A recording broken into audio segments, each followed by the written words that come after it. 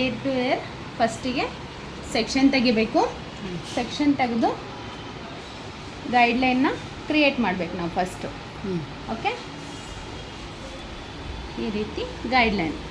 So ಇಲ್ಲಿ ಒಂದು 2 inch ಇರಬೇಕು ನೋಡಿ, ಈ ಥರ ಮೆಜರ್ಮೆಂಟ್ ಮಾಡ್ಕೊಳ್ಳಿ. ನೆಕ್ಸ್ಟು ಇಲ್ಲಿಂದ ವರ್ಟಿಕಲ್ ಸೆಕ್ಷನ್, ಇಲ್ಲಿಂದ ವರ್ಟಿಕಲ್ ಸೆಕ್ಷನ್, ಸರಿನಾ? ಆಮೇಲೆ ಕಸ್ಟಮರ್ಗೆ ಎಷ್ಟು ಅವರು ಲೆಂತ್ ಹೇಳ್ತಾರೋ ಅಷ್ಟು ಲೆಂತನ್ನು ಕಟ್ ಮಾಡಬೇಕು. ನೆಕ್ಸ್ಟು ಪ್ರೊಫೈಲ್ ಸೆಕ್ಷನ್ ಹಾಕ್ಕೋಬೇಕು ನಾವು. ಯಾವ ಥರ?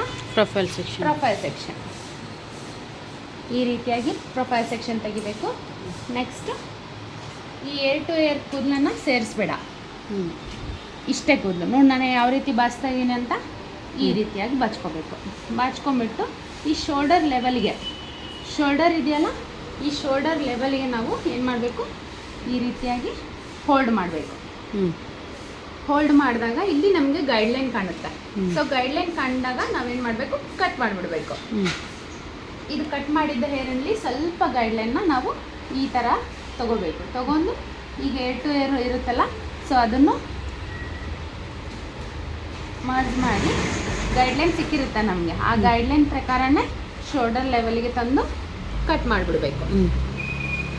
ಇದೇ ಥರ ನೀವು ಆ ಕಡೆನೂ ಮಾಡಿದಂದ್ರೆ ಯು ಶೇಪ್ ಕ್ರಿಯೇಟ್ ಆಗುತ್ತೆ. ಸರಿನಾ? ಗೊತ್ತಾಯ್ತಲ್ಲ?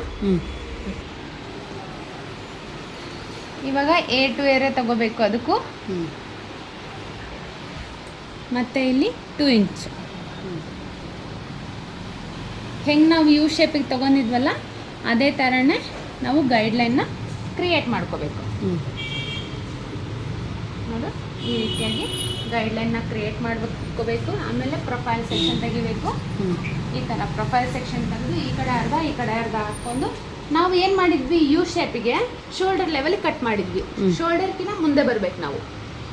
ಏನು, ಯು ಶೇಪ್ನ ನಾವು ಶೋಲ್ಡರ್ ಲೆವೆಲ್ ಕಟ್ ಮಾಡಿದ್ವಿ. ಇದನ್ನು ನಾವೇನು ಮಾಡಬೇಕು, ಇನ್ನು ಮುಂದೆ ಬಂದು ಕಟ್ ಮಾಡಬೇಕು. ನೆಕ್ಸ್ಟ್ ಇದರಲ್ಲೇ ಗೈಡ್ಲೈನ್ ತಗೊಂಡು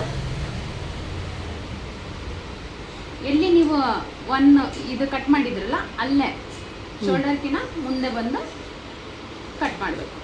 ಅವಾಗ ಏನಾಗುತ್ತೆ, ವಿ ಶೇಪ್ ಕ್ರಿಯೇಟ್. ವಿಗೂ ಮತ್ತು ಡೀಪ್ ಯುಗೂ ಅಷ್ಟೊಂದೇನು ಫರಕ್ ಆಗೋದಿಲ್ಲ. ಸೊ ನೀವು ಎಷ್ಟು ಮುಂದೆ ಬಂದು ಕಟ್ ಮಾಡ್ತಿರಲ್ಲ ಅಷ್ಟು ಡೀಪಾಗಿ ಹೋಗುತ್ತೆ. ಸೊ ಎಷ್ಟು ಹಿಂದೆಯಿಂದ ಕಟ್ ಮಾಡ್ತಿರಲ್ಲ ಅಷ್ಟು ಸ್ಲೈಟಾಗಿ ಬರುತ್ತೆ. ಇಷ್ಟೇ ಡಿಫ್ರೆನ್ಸ್ ಇರೋದು. ಸೊ ಇದನ್ನ ಅರ್ಥ ಮಾಡ್ಕೊಂಡು ನೀವು ಕಟಿಂಗ್ ಮಾಡಿದ್ರೆ ಯಾವುದೇ ರೀತಿ ಕೆಡೋದಿಲ್ಲ. ಅರ್ಥ ಆಯ್ತಲ್ವ ನಾನು ಹೇಳಿದ್ದು?